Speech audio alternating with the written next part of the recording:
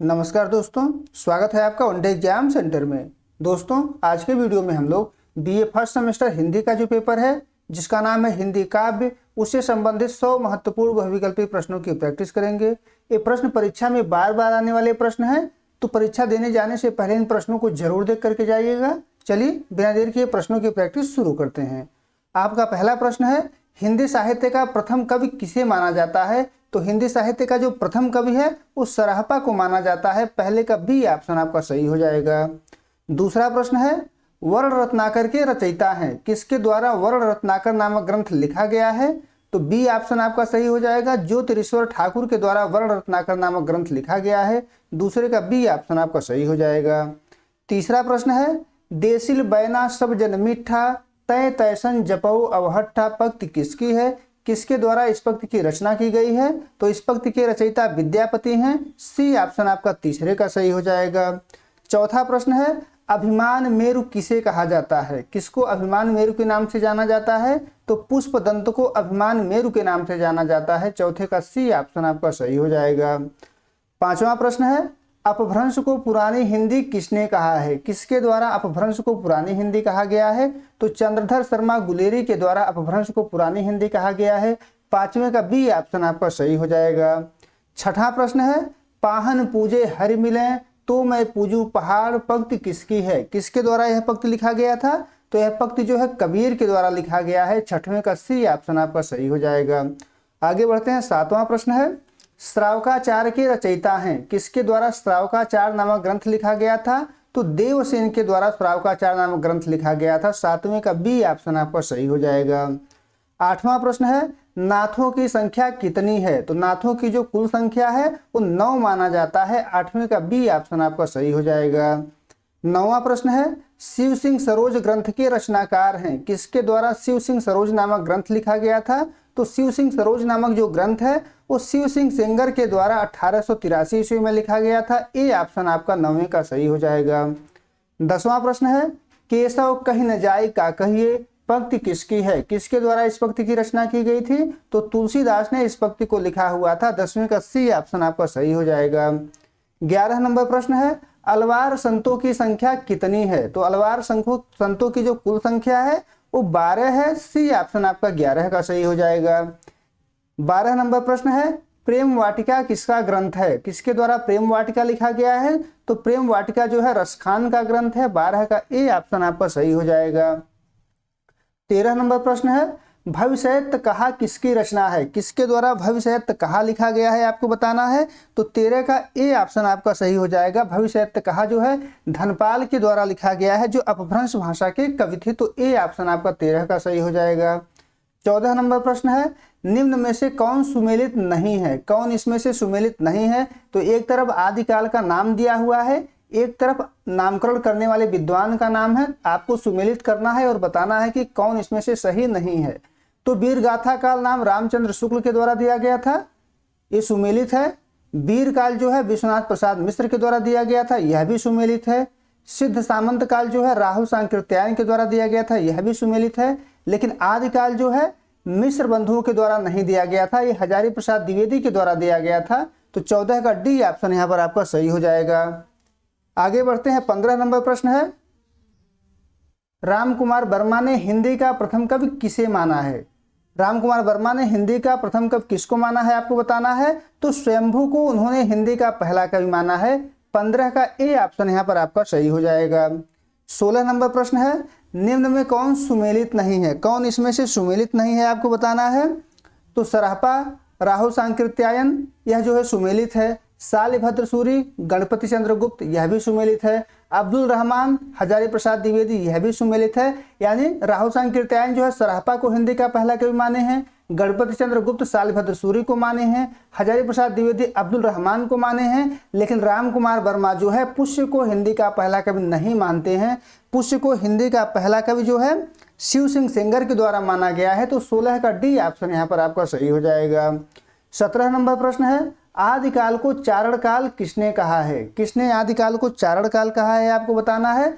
तो George Grierson के द्वारा आदिकाल को चारण काल कहा गया है। 17 का बी ऑप्शन आपका सही हो जाएगा। 18 नंबर प्रश्न है, सिद्धों की संख्या कितनी है? तो सिद्धों की कुल संख्या जो है 84 माना जाता है। 18 का डी ऑप्शन आपका सही हो जाएगा। 19 नंबर प्रश्न है, निम्न में कौन सुमेलित नहीं है? कौन इसमें से सुमेलित नहीं है आपको बताना है। तो एक तरफ ग्रंथ का नाम है, एक तरफ उस ग्रंथ के रचयिता का नाम है, आपको बताना है कि कौन इसमें से सुमेलित नहीं है। तो कुमारपाल प्रतिरोध जो ग्रंथ है वो सोमप्रभु सूरी के द्वारा लिखा गया था, यह सुमेलित है। प्रबंध चिंतामणि जो है मेरुतुंग के द्वारा लिखा गया था, यह भी सुमेलित है।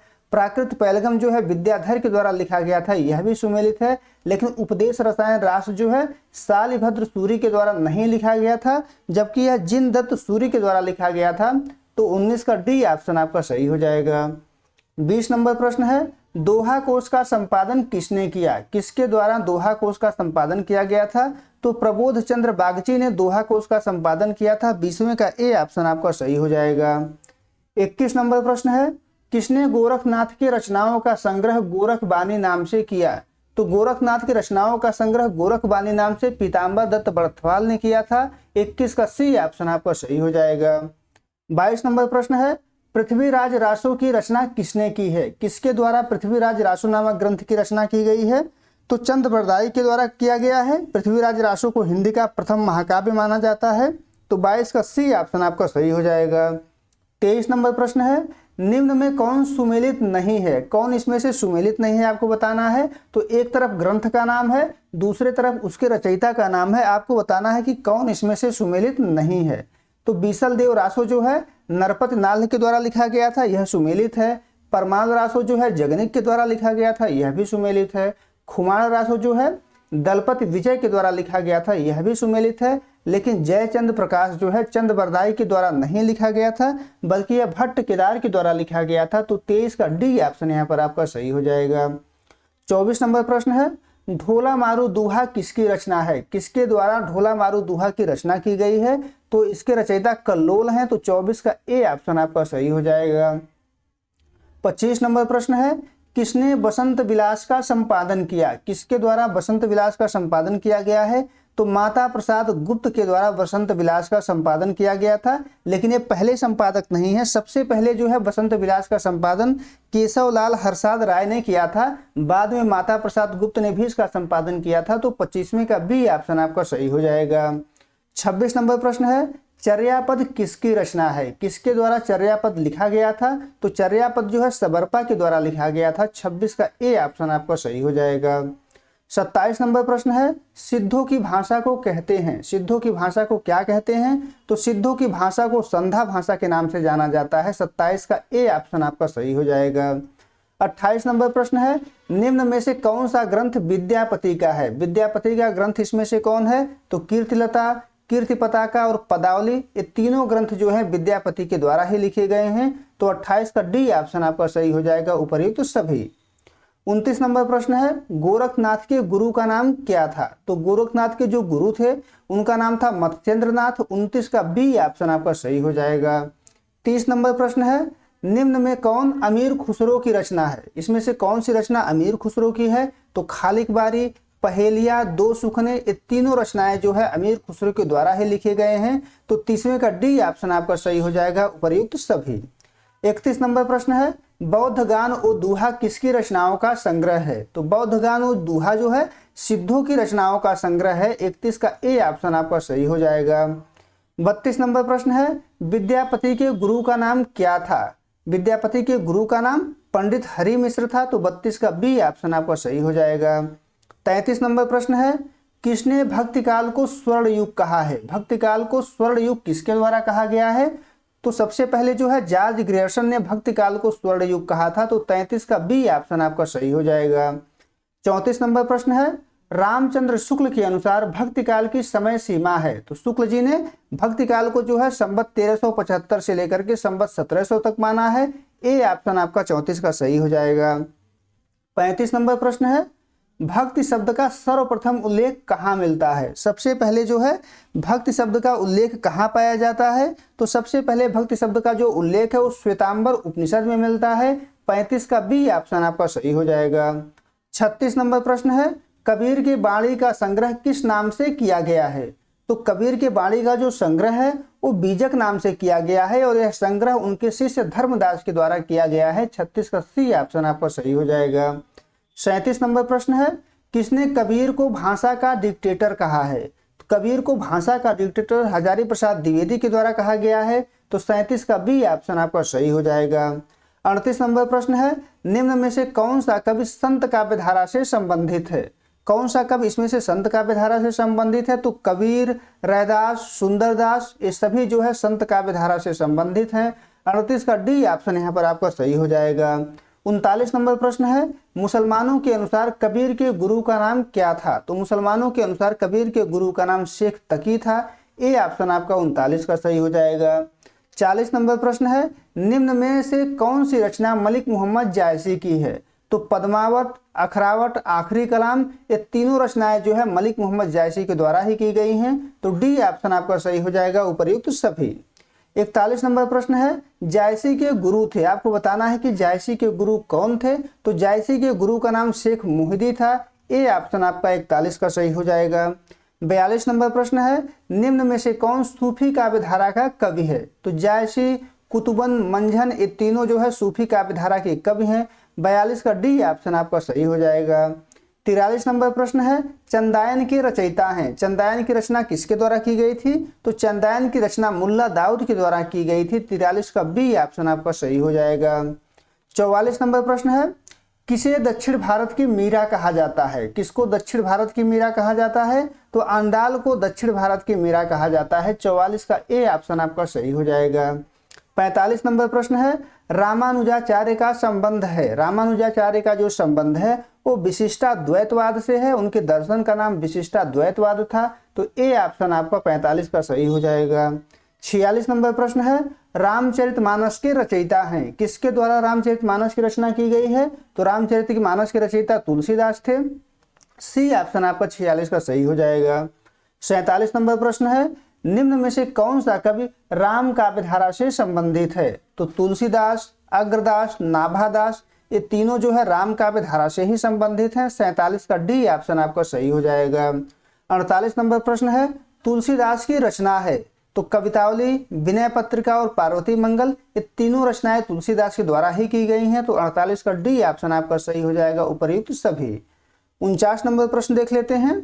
49 नंबर प्रश्न में आपसे पूछा गया है कि तुलसीदास की भक्ति है, तुलसीदास की भक्ति किस प्रकार की है? तो तुलसीदास की जो भक्ति है उसे दास्य भक्ति के नाम से जाना जाता है। 49 का ए ऑप्शन आपका सही हो जाएगा। 50 नंबर प्रश्न है, भक्तमाल के रचयिता हैं। किसके द्वारा भक्तमाल की रचना की गई है? तो नाभादास के द्वारा भक्तमाल की रचना की गई है। ए ऑप्शन आपका 50 का सही हो जाएगा। 51 नंबर प्रश्न है, निम्न में से किसने अष्टछाप की स्थापना की है? अष्टछाप की स्थापना किसके द्वारा किया गया है? तो अष्टछाप की स्थापना गोस्वामी विट्ठलनाथ के द्वारा की गई थी और 1565 ईस्वी में इसकी स्थापना की गई थी। आपको बता दें कि जो गोसाई विट्ठलनाथ हैं ये वल्लभाचार्य के पुत्र थे। तो 51 का बी ऑप्शन यहाँ पर आपका सही हो जाएगा। 52 नंबर प्रश्न है, निम्न में से कौन सा कवि कृष्ण भक्ति काव्य धारा का है? कृष्ण भक्ति काव्य धारा का कौन सा कवि है इसमें से? तो सूरदास, कुंभनदास, नंददास, ये तीनों जो है कृष्ण भक्ति काव्य धारा के कवि हैं। 52 का डी ऑप्शन आपका सही हो जाएगा, उपर्युक्त सभी। 53 नंबर प्रश्न है, भ्रमर गीत सार का संपादन किसने किया है? यहाँ सार जोड़ लीजिएगा। तो भ्रमर गीत सार का जो संपादन है वो रामचंद्र शुक्ल के द्वारा किया गया है। 53 का बी ऑप्शन आपका सही हो जाएगा। 54 नंबर प्रश्न है, निम्न में से कौन सी रचना सूरदास की है? कौन सी रचना इसमें से सूरदास के द्वारा किया गया है? तो सूरसागर, सूरसारावली, साहित्य लहरी, ये तीनों रचनाएं सूरदास के द्वारा ही की गई हैं। तो 54 का डी ऑप्शन आपका सही हो जाएगा।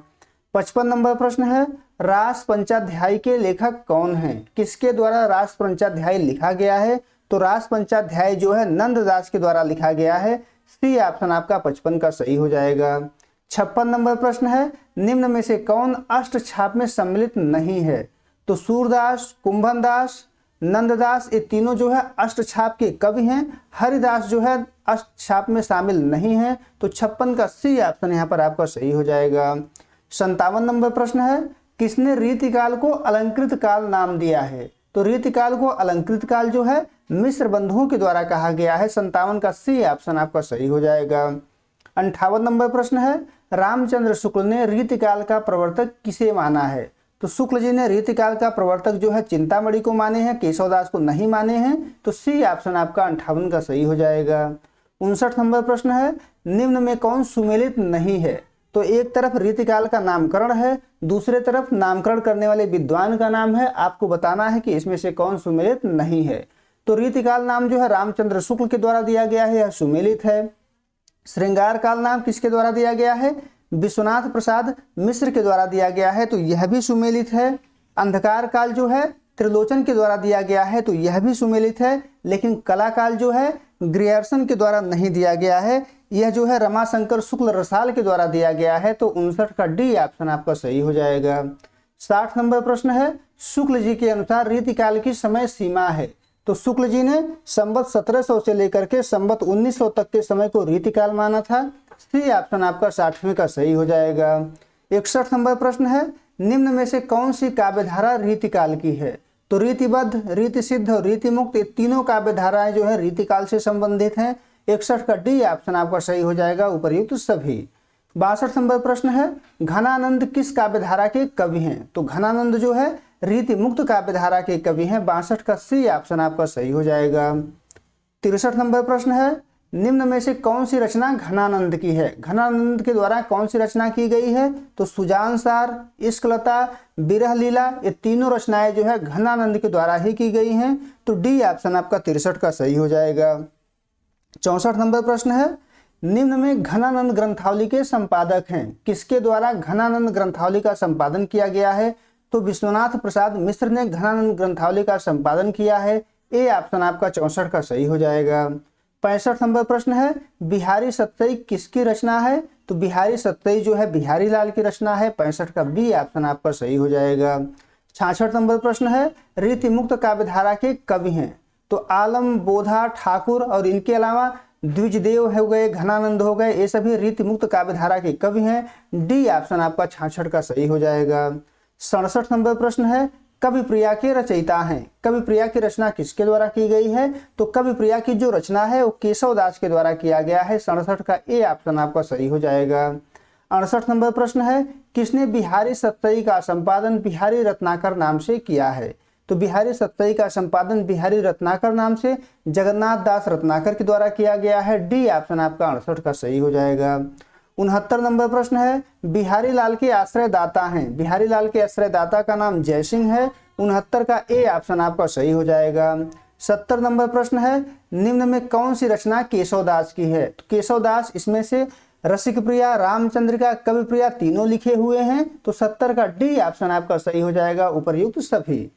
71 नंबर प्रश्न है, निम्न में से कौन रीतिकाल का कवि है? इसमें से कौन रीतिकाल का कवि है? तो देव, पद्माकर और भिखारी दास, ये तीनों जो है रीतिकाल के कवि हैं। 71 का डी ऑप्शन आपका सही हो जाएगा। 72 नंबर प्रश्न है, केशवदास हैं। तो केशवदास एक अलंकारवादी आचार्य हैं, अलंकार को सबसे प्रमुख स्थान देते हैं वे। तो ए ऑप्शन आपका 72 का सही हो जाएगा। 73 नंबर प्रश्न है, विज्ञान गीता के रचयिता हैं। किसके द्वारा विज्ञान गीता नामक ग्रंथ की रचना की गई थी? तो केशवदास के द्वारा विज्ञान गीता की रचना की गई थी। बी ऑप्शन आपका 73 का सही हो जाएगा। 74 नंबर प्रश्न है, रीतिकाल के किस काव्यधारा में लक्षण ग्रंथों की रचना की गई है? तो रीतिकाल के जो है रीतिबद्ध काव्यधारा में लक्षण ग्रंथों की रचना की गई है। 74 का ए ऑप्शन आपका सही हो जाएगा। 75 नंबर प्रश्न है, घनानंद के प्रेमिका का नाम था। घनानंद के प्रेमिका का नाम क्या था? तो सुजान उनके प्रेमिका का नाम था। 75 का ए ऑप्शन आपका सही हो जाएगा। 76 नंबर प्रश्न है, निम्न में से कौन भारतेंदु युग की समय सीमा है? तो भारतेंदु युग की जो समय सीमा है वो 1850 से लेकर के 1900 तक है। ए ऑप्शन आपका 76 का सही हो जाएगा। 77 नंबर प्रश्न है, किसने आधुनिक काल को गद्य काल नाम दिया है? तो आधुनिक काल को गद्य काल रामचंद्र शुक्ल ने कहा है। बी ऑप्शन आपका 77 का सही हो जाएगा। 78 नंबर प्रश्न है, निम्न में से कौन सा कवि भारतेंदु युग का नहीं है? तो इसमें प्रताप नारायण मिश्र, प्रेमघन, ठाकुर जगमोहन सिंह, ये सभी भारतेंदु युग के कवि हैं। मैथिली शरण गुप्त जो है भारतेंदु युग के कवि नहीं है। तो 78 का डी ऑप्शन आपका सही हो जाएगा। 79 नंबर प्रश्न है, निम्न में से कौन सी पत्रिका भारतेंदु हरिश्चंद्र की है? तो कवि वचन सुधा, हरिश्चंद्र मैगजीन, बाला बोधनी, ये तीनों पत्रिकाएं भारतेंदु हरिश्चंद्र के द्वारा निकाली जाती थी। 79 का डी ऑप्शन आपका सही हो जाएगा, उपर्युक्त सभी। 80 नंबर प्रश्न है, निम्न में से कौन सी रचना भारतेंदु हरिश्चंद्र की है? तो भक्ति सर्वस्व, प्रेम मालिका, फूलों का गुच्छा, ये तीनों रचना जो है भारतेंदु हरिश्चंद्र के द्वारा है लिखा गया है। फूलों का गुच्छा उनका खड़ी बोली में लिखी गई कविताओं का संग्रह है, तो डी ऑप्शन आपका 80 का सही हो जाएगा। 81 नंबर प्रश्न है, रामचंद्र शुक्ल ने भारतेंदु युग को क्या नाम दिया है? तो शुक्ल जी ने भारतेंदु युग को नई धारा प्रथम उत्थान कहा है। 81 का ए ऑप्शन आपका सही हो जाएगा। 82 नंबर प्रश्न है, प्रिय प्रवास किसकी रचना है? तो प्रिय प्रवास जो है अयोध्या सिंह उपाध्याय हरिऔध के द्वारा लिखा गया है। इसे खड़ी बोली का प्रथम महाकाव्य भी माना जाता है, तो बी ऑप्शन आपका 82 का सही हो जाएगा। 83 नंबर प्रश्न है, निम्न में से कौन द्विवेदी युग की समय सीमा है? तो द्विवेदी युग जो है 1900 से लेकर के 1918 तक रहा है। बी ऑप्शन आपका 83 का सही हो जाएगा। 84 नंबर प्रश्न है, कौन सा कवि द्विवेदी युग का नहीं है? इसमें से कौन कवि द्विवेदी युग का नहीं है? तो अंबिका दत्त व्यास जो है द्विवेदी युग के नहीं है, ये भारतेंदु युग के हैं। इनके अलावा मैथिली शरण गुप्त, हरिऔध और नाथूराम शर्मा शंकर, ये सभी जो है द्विवेदी युग के ही कवि हैं। तो 84 का सी ऑप्शन आपका सही हो जाएगा। 85 नंबर प्रश्न है, निम्न में से कौन सी रचना मैथिली शरण गुप्त की है? तो भारत भारती, साकेत, यशोधरा, ये तीनों रचनाएं मैथिली शरण गुप्त के द्वारा ही की गई हैं। डी ऑप्शन आपका 85 का सही हो जाएगा। 86 नंबर प्रश्न है, किसने द्विवेदी युग को नई धारा द्वितीय उत्थान कहा है? तो रामचंद्र शुक्ल ने द्विवेदी युग को नई धारा द्वितीय उत्थान कहा है। 86 का बी ऑप्शन आपका सही हो जाएगा। 87 नंबर प्रश्न है, निम्न में से कौन छायावाद की समय सीमा है? छायावाद जो है 1918 से लेकर 1936 तक रहा है, तो 87 का बी ऑप्शन आपका सही हो जाएगा। 88 नंबर प्रश्न है, निम्न में से कौन सा कवि बृहत्त्रयी में नहीं है? कौन बृहत्त्रयी में शामिल नहीं है? तो प्रसाद, निराला और पंत तीनों को मिलाकर के बृहत्त्रयी कहा जाता है। महादेवी वर्मा उसमें शामिल नहीं है, तो 88 का डी ऑप्शन आपका सही हो जाएगा। 89 नंबर प्रश्न है, कामायनी के रचयिता हैं? किसके द्वारा कामायनी लिखा गया है? तो जयशंकर प्रसाद के द्वारा कामायनी लिखा गया है। ए ऑप्शन आपका 89 का सही हो जाएगा। 90 नंबर प्रश्न है, निम्न में से कौन सी रचना निराला की है? निराला के द्वारा कौन सी रचना की गई है? तो तुलसीदास, वह तोड़ती पत्थर, वरदे, बीड़ावादनी वरदे, तीनों रचनाएं निराला के द्वारा ही की गई हैं। 90 का डी ऑप्शन आपका सही हो जाएगा, उपर्युक्त सभी। 91 नंबर प्रश्न है, निम्न में से कौन सी कविता सुमित्रा नंदन पंत की है? तो मौन निमंत्रण, प्रथम रश्मि, यह धरती कितना देती है, ये तीनों कविताएं जो है सुमित्रा नंदन पंत के द्वारा ही लिखी गई हैं। 91 का डी ऑप्शन यहाँ पर आपका सही हो जाएगा। 92 नंबर प्रश्न है, सरोज स्मृति किसकी रचना है? तो सरोज स्मृति जो है निराला के द्वारा लिखा गया है। इसे हिंदी का शोक गीत भी कहा जाता है, जो निराला अपने पुत्री के मृत्यु पर लिखे हुए थे। तो बी ऑप्शन यहाँ पर आपका सही हो जाएगा। 93 नंबर प्रश्न है, किसे प्रकृति का सुकुमार कवि कहा जाता है? तो सुमित्रा नंदन पंत को प्रकृति का सुकुमार कवि कहा जाता है। 93 का सी ऑप्शन आपका सही हो जाएगा। 94 नंबर प्रश्न है, किसे आधुनिक युग की मीरा कहा जाता है? तो आधुनिक युग की मीरा महादेवी वर्मा को कहा जाता है। 94 का सी ऑप्शन आपका सही हो जाएगा। 95 नंबर प्रश्न है, यामा किसकी रचना है? किसके रचनाओं का संग्रह यामा है? तो महादेवी वर्मा के रचनाओं का जो संग्रह है उसको यामा के नाम से जाना जाता है। इस पर उन्हें ज्ञानपीठ पुरस्कार भी मिला हुआ है। तो 95 का ए ऑप्शन आपका सही हो जाएगा। 96 नंबर प्रश्न है, प्रगतिवाद की समय सीमा है? तो प्रगतिवाद की जो समय सीमा है 1936 से लेकर 1943 तक है। बी ऑप्शन आपका 96 का सही हो जाएगा। 97 नंबर प्रश्न है, निम्न में से कौन सा कवि प्रगतिवाद का नहीं है? तो नागार्जुन, केदारनाथ अग्रवाल, शिवमंगल सिंह सुमन, ये तीनों कवि प्रगतिवाद के हैं। अज्ञे जो है प्रगतिवाद के बाद के कवि हैं, प्रगतिवाद के कवि नहीं माने जाते हैं। तो सी ऑप्शन आपका 97 का सही हो जाएगा। 98 नंबर प्रश्न है, प्रयोगवाद की समय सीमा है? तो प्रयोगवाद की जो समय सीमा है वो 1943 से लेकर के 1951 तक है। 98 का डी ऑप्शन आपका सही हो जाएगा।